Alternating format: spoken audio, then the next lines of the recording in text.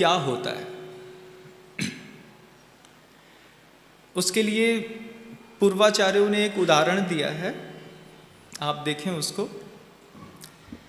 चांदी का एक चमचमाता हुआ गिलास है, उस गिलास में शुद्ध गिर गाय का दूध रखा हुआ है, उसमें केसर डली है, मिश्री डली है, उसमें काजू किशमिश बादाम भी डला है, और उसको मिला करके एक बहुत अच्छा पेय पदार्थ भव्य आत्मा के लिए तैयार कर दिया।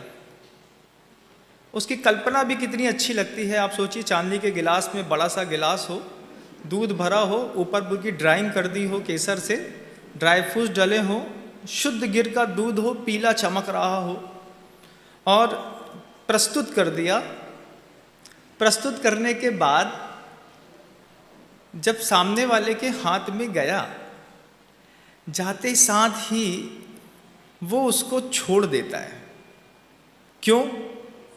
क्योंकि द्रव्य अच्छा है, द्रव्य में पवित्रता है, शक्तिमान है, लेकिन उग्र तरीके से गर्म है। गिलास कैसा है? बहुत तेज गर्म है गिलास।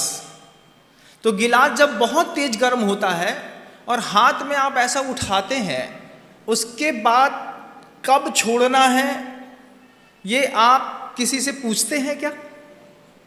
नहीं पूछते। उस गिलास का क्या होगा, उस द्रव्य का क्या होगा, उसकी परिणति क्या होगी, इससे सामने वाले व्यक्ति को कोई मतलब नहीं रहता। वो उठते साथ ही बिना ज्ञान का प्रयोग किए उसको वहीं छोड़ देता है। जैसे हाथ से वो गिलास छूट जाता है, ठीक ऐसे ही ज्ञान के माध्यम से संसार की भोग सामग्रियां छूट जाने का नाम वैराग्य होता है। देखिए क्या है वैराग्य, कि उसको छोड़ते वक्त किसी से नहीं पूछा, और ये भी नहीं सोचा कि गिरा देंगे तो लोग क्या कहेंगे, माँ क्या कहेगी। भैया हमसे सहन नहीं हुआ और छोड़ दिया। ये है वैराग्य। ये वैराग्य भी 3 प्रकार का होता है, और उस 3 प्रकार में से कोई 1-2 प्रकार का वैराग्य आपके अंदर भी होगा। 3 प्रकार का वैराग्य क्या होता है महाराज?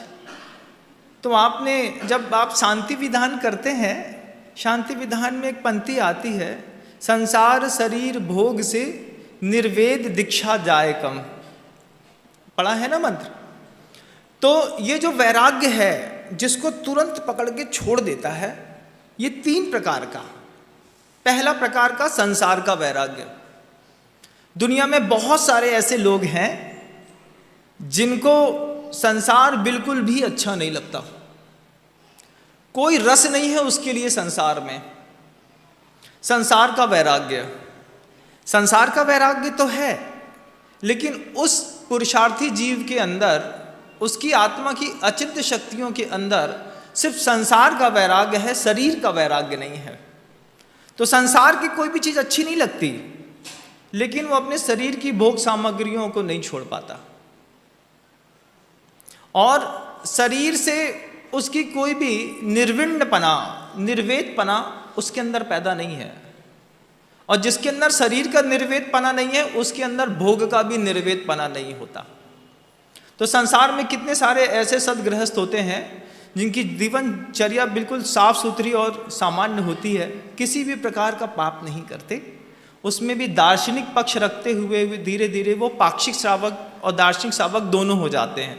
2 प्रतिमा का जिसने संकल्प कर लिया वो संसार का वैरागी है। अब बात आती है शरीर के वैरागी की। तो 2 प्रतिमा से लेकर के 10 प्रतिमा तक के व्रत जिनके पास हैं, वे क्रमशः संसार में वैरागी होते हुए भी संसार में उच्चतम पुरुषार्थ करते हैं। उनकी साधना मील का पत्थर तो हो सकती है, लेकिन मंजिल नहीं है। दूसरा एक वैरागी है शरीर का। उस शरीर के वैरागी को देखना हो तो आप जबलपुर तिलवारा घाट में जाकर के 25, 27, 28 क्षुल्लक महाराज जी लोगों को देखना। नेमावर में अभी मुनि महाराज गुरुदेव ने दीक्षा दी है, उनमें भी क्षुल्लक लोगों को देखना। 80-80 साल की उम्र में, जहाँ शरीर में उठने बैठने तक की क्षमता नहीं है, क्षुल्लक के व्रत लेकर के संसार और शरीर दोनों के वैराग्य का प्रस्तुतिकरण कर रहे हैं। जितने भी वस्त्रधारी हैं और संयमी हैं, आरिका को छोड़ दिया जाए तो कैसे हैं? संसार और शरीर के वैरागी हैं।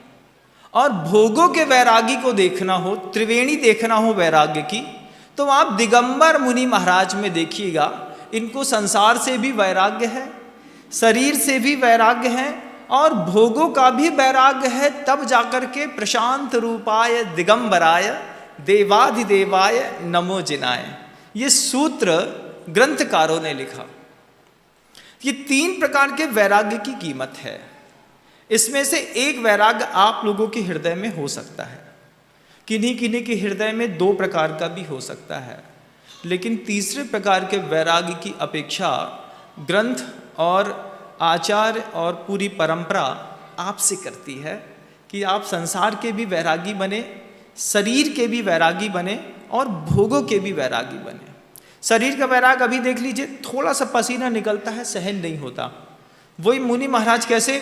मल पटला विलिप्त तनवा शिथिली कृतकर्म बंधना, शरीर में मैल लगा है और कर्मों को शिथिल करते चले जा रहे हैं। उनको नहाने धोने से, गर्मी से, उमस से, पसीने से, बदबू से कोई प्रयोजन नहीं। शरीर के वैरागी, साथ में वो भोगों के भी वैरागी। भोजन में कुछ भी दे दिया नमक डाल के या बिना नमक का, कैसा भी हुआ। गाड़ी चलाने के लिए जैसे ओघन डाला जाता है, वो गाड़ी में डालते हैं और चुपचाप निकल आते हैं। ये 3 प्रकार के वैरागी की संसार में कीमत होती है। वैराग्य दुनिया की, गुरुदेव कहते हैं, गुड़ की ऐसी मीठी रोटी की तरह होता है कि किसी के भी हाथ से बनी हो और कैसी भी बनी हो, कहीं से भी तोड़ करके खाओगे तो मीठी लगती है। मोक्ष मार्ग ऐसा ही है बंधुओं। किसी भी निमित्त से आओ, अभाव से आओ, प्रभाव से आओ, स्वभाव से आओ, विभाव से आओ, दुर्भाव से आओ, सद्भाव से आओ, किसी भी भाव से आप मोक्ष मार्ग में प्रवेश करिए। मोक्ष मार्ग गुड़ की उस मीठी रोटी की तरह है कि कहीं से भी तोड़ के खाओगे तो मीठा लगेगा। और संसार कैसा है कि कितना भी तोड़ करके, जोड़ करके रहने की कोशिश करोगे, कितना भी पुरुषार्थ करोगे, अंत में हासिलाई शून्य आता है। 80 साल के वृद्ध के मरने के बाद जब घर के परिवार के लोग कहते हैं अच्छो भाव चले गए, उनने हमारे लाने करोई का, ऐसा सुनते हो कि नहीं? सुनते हो, कहते भी होगे बंधुओं।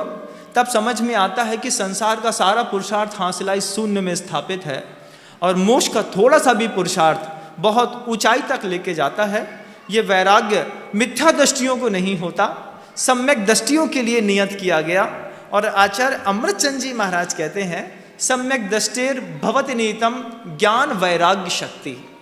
2 शक्तियां हैं आत्मा की, एक ज्ञान की शक्ति और एक वैराग्य की शक्ति। इन 2 की शक्तियों को आधार बना करके आत्मा की अनंत शक्तियों को उस भव्य जीव के ऊपर खिलने और खुलने का मौका मिलता है। ये ज्ञान और वैराग्य की शक्ति अपने आप में अद्भुत है। आपको जब तक ज्ञान शक्ति काम नहीं कर रही होती तो आपके हाथ से वो गिलास कैसे छूटता? छूटता क्या? नहीं छूटता। ज्ञान शक्ति ने काम किया और वैराग्य शक्ति इतनी प्रबल थी, आपने थोड़ा भी मोह नहीं किया, जहाँ मौका मिला वहीं पर छोड़ दिया। ऐसे ही आपको संसार, शरीर और भोग, इन तीनों प्रकार का वैराग्य इस भाव में ना सही, अगले भाव में। चारित्र मोहिनी कर्म का उदय, पुरुषार्थ की कमी हो सकती है। लग सकता है कि महाराज इस भाव में मुनि धर्म का पालन नहीं कर पाएंगे। कोई बात नहीं, आप इस धर्म में मुनि धर्म का पालन मत कर पाएं, लेकिन श्रद्धा बना के रखना।